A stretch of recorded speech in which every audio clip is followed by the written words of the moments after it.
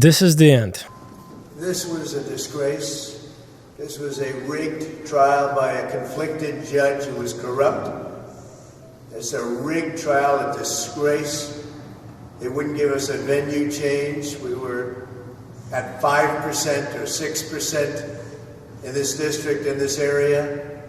This was a rigged, disgraceful trial. But the real verdict is going to be November 5th by the people.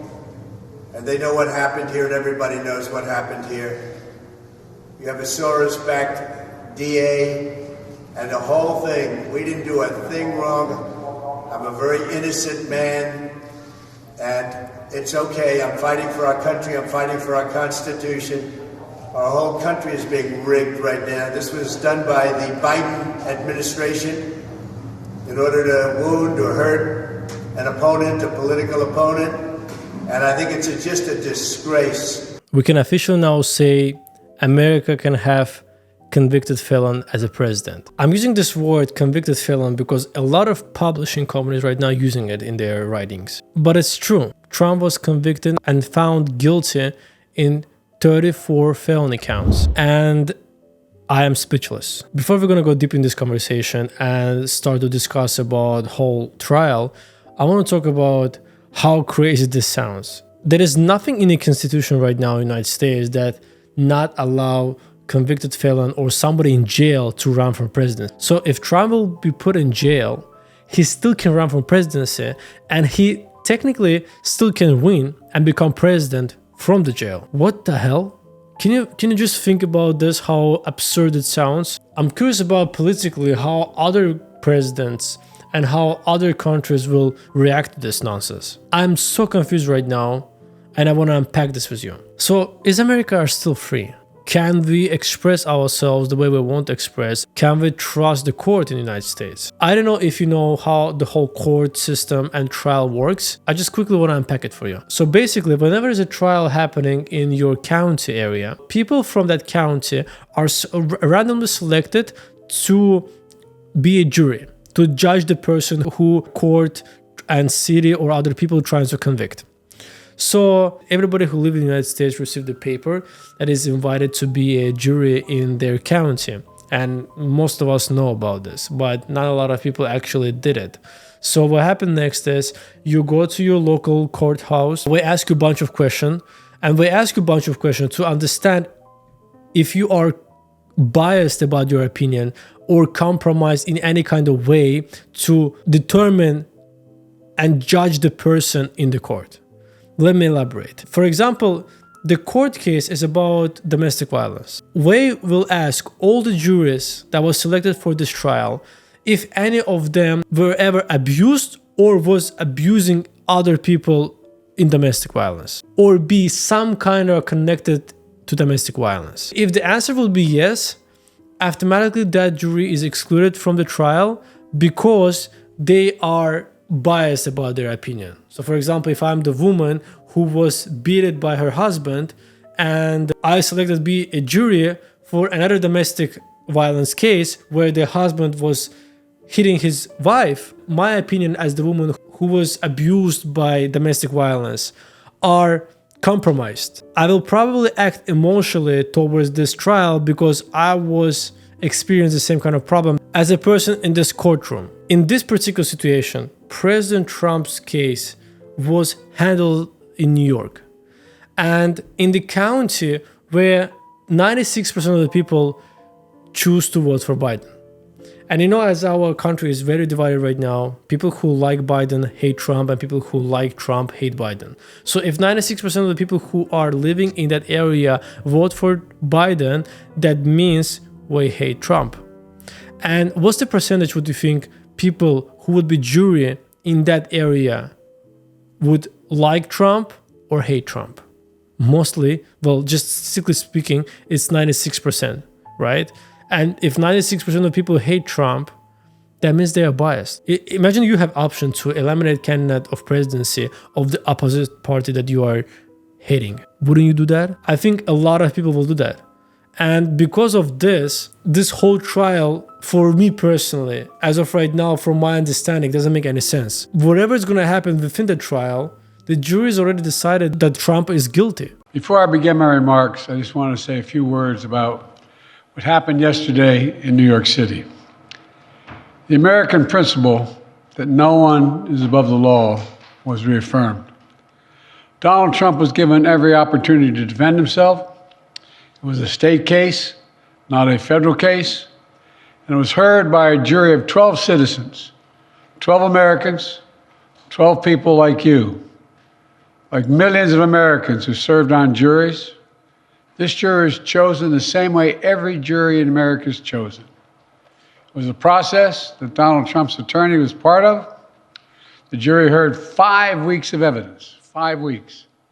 And after careful deliberation, the jury reached a unanimous verdict. They found Donald Trump guilty on all 34 felony counts. Now he'll be given the opportunity, as he should, to appeal that decision just like everyone else has that opportunity. That's how the American system of justice works. And it's reckless, it's dangerous, it's irresponsible for anyone to say this was rigged just because they don't like the verdict. Our justice system has endured for nearly 250 years, and it literally is the cornerstone of America, our justice system. The justice system should be respected, and we should never allow anyone to tear it down. It's as simple as that. That's America.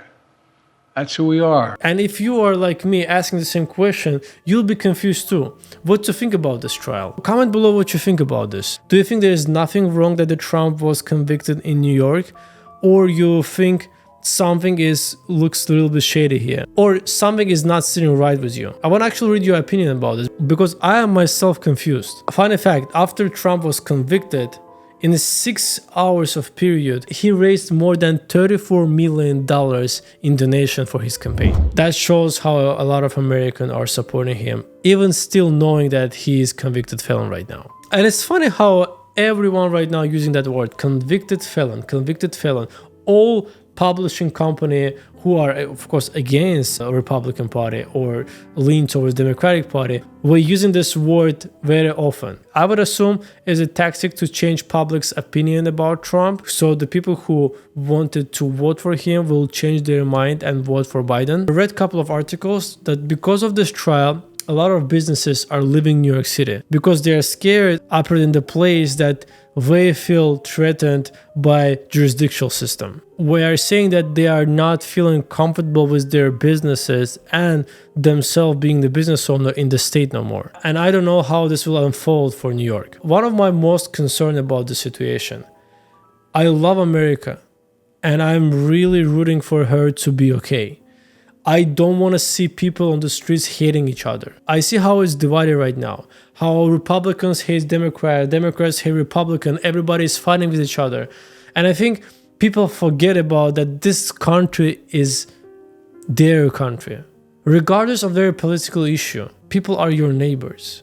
You have to live with your neighbors. For you to be happy, for you to prosper, you have to live with your neighbors peacefully. You can't fight with them all the time. If you're going to be fighting with them all the time, your life and their life will be miserable.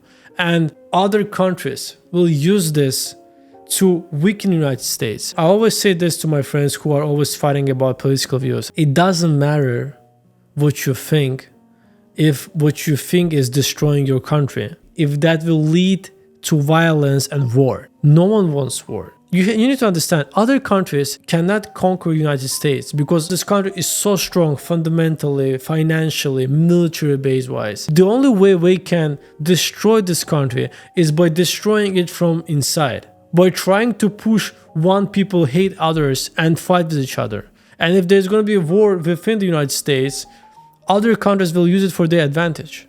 And we as people need to understand that. It doesn't matter who is the president if there is going to be a civil war in the country. We need to find a solution to exist with each other, even with having different opinions. It doesn't matter who you are, there's going to be other people having different opinion about certain things. You will never, and I mean that, never will find anyone in your life that will think identical to you in everything. There's going to be people who are going to think differently about certain things. And there's going to be people who think differently about a lot of other things. And there's going to be people who are going to be complete opposite from you. But it doesn't mean that you have to fight with them. When I'm talking about fighting, I mean physically fighting, creating violence, because the violence is going to create more violence and there's going to be no end to it. And I'm an immigrant myself, and I know what I'm talking about. Coming back to this trial, I just want to finalize two things. I believe, and I think the United States was built on that, everyone needs to be treated equally. I cannot comprehend and understand if we treat Donald Trump like this. I would think it will be fair that all other politicians in our country would be treated the same way. And we can talk about it hourly, how other politicians did something shady but never was putting it in trial. So that's my concern about this. It cannot be one-sided. It should be both-sided. If you are talking about one person and you're trying to convict one person and check if he's right or wrong, you have to do it with another one. It needs to be fair to all parties, not only just to one. And when it's only fair to one party, it feels rigged. It feels fake. And if it feels fake, it can raise questions. And if it's going to raise questions, it will lead to the answers. And if people will not going to like the answers for these questions, it can lead to the fight. It can lead to the violence. And trust me, no one wants violence. I don't think any Democrat or any Republican wants civil war right now. None of the people from both political sides wants war. And I assure you, even if you think you want it, you don't want it because you never experienced one. And if you would experience one, you would be scared to death just to thinking about that, what could happen. My last question to you, what do you think about all of this? What do you think about this trial? What do you think about this whole situation? Trump being convicted in New York City? Comment your opinion about this. We are right now witnessing history. And I don't know what's going to happen next. It was Ali Morph your mind. Peace.